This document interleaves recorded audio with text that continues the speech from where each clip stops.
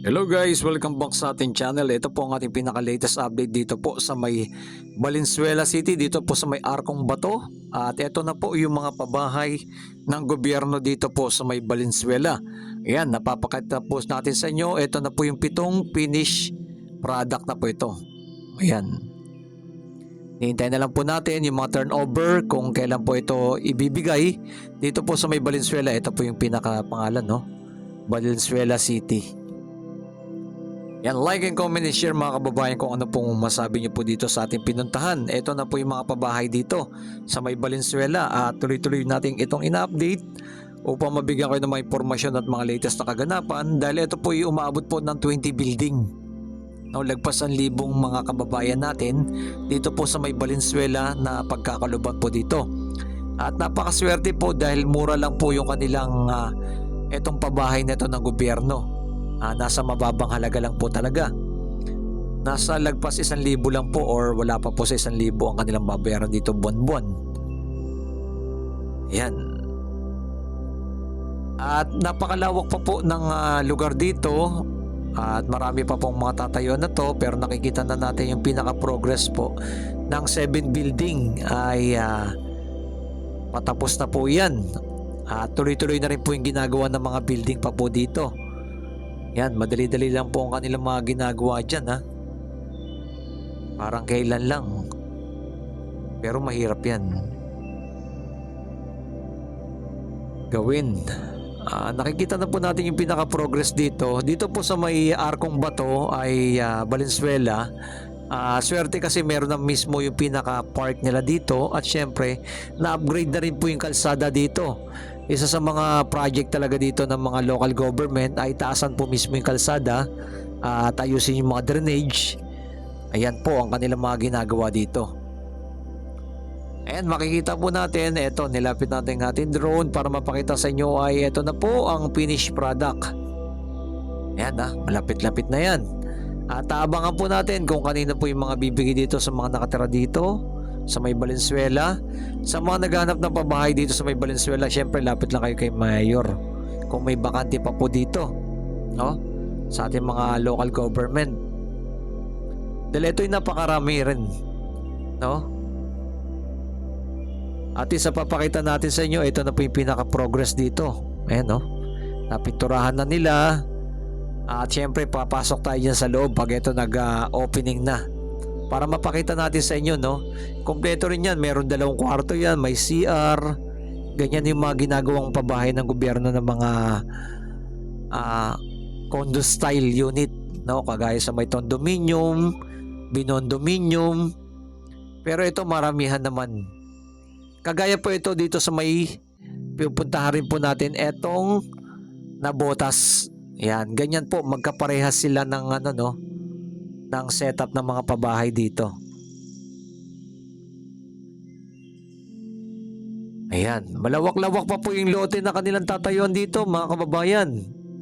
At eto, tuloy-tuloy rin po natin i-update to. Kailan kaya ito maibibigay? Ito po nasa 3 taon na po nakakalipas, no? Ito na po yung pinaka-progress.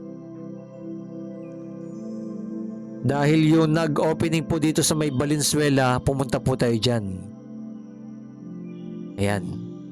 Pakita naman po natin dito sa may Malabon po pala.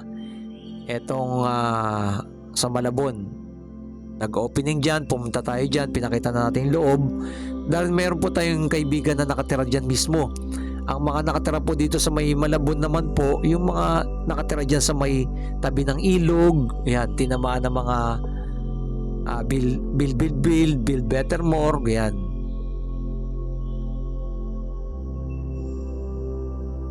Yan naman po yung mga nakatira dito. Pero syempre bago tayo pakita natin yung pabahay dito sa may Malabon, eto naman po malapit na po matapos etong General Hospital ng Malabon, no? Ayan. Yan, no? Pakita natin ang ating drone. I-zoom natin yan. Eto, patapos na rin po. Napakaswerte ng mga tao dito. Hindi na sila lalayo na going to Manila, Quezon City. Yan. Dito na po mismo, may maganda na po silang hospital. Ayan. Sa pangunguna ng ating mayor dito po sa may Malabon. Ayan. Ito po siya. Patapos na rin po yan. Kasabay dito po, nandito naman yung mga pabahay. Ang nakikita lang po natin dito ng ating drone shot, ito pong 2, 4, 6, 8, 9, 10, 11. Ayan, may mga wala pa pong mga nakatira, mga bakanting lote pa, no? Ayun lang ang nakikita natin problema, na medyo matagal-tagal na po ito, 3 taon na nakakalipas, bakit wala pa po nakatira yung iba pa po dito? Kaya makikita nyo, tinutubuan na po ng mga halaman yung mga area nila dahil mga bakanting lote pa, no? Sino po ko talaga dapat managot dyan? Ang ating National Housing Authority. Dapat ipaliwanag nila yan, ba't may mga bakante pa pong lote na dapat ibinigay na po ng matagal na pong panahon, no? 3 taon na po tayo nakapunta dito eh. And natatanaw na rin po natin ang New Manila International Airport dito. At eto, natatanaw rin po natin yung Nabotas. Yan sa kabilang side dyan.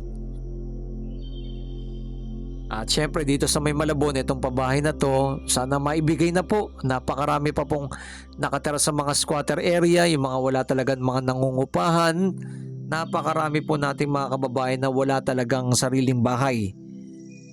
Ayan.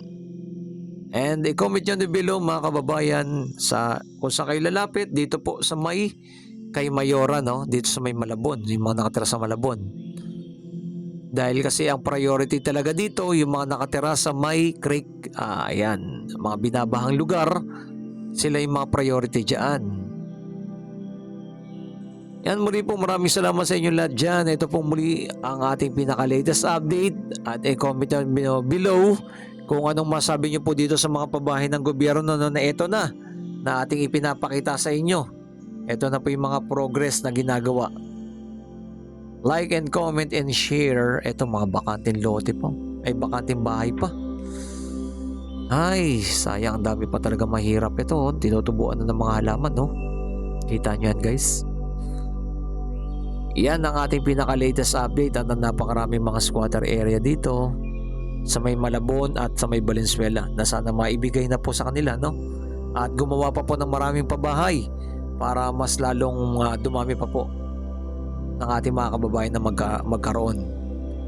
Yan, like and comment and share. Maraming salamat sa inyo lahat yan. Ito yung pinaka-drone shot natin sa may Malabon at dito sa may Valenzuela. Like and comment and share and keep safe palagi and God bless.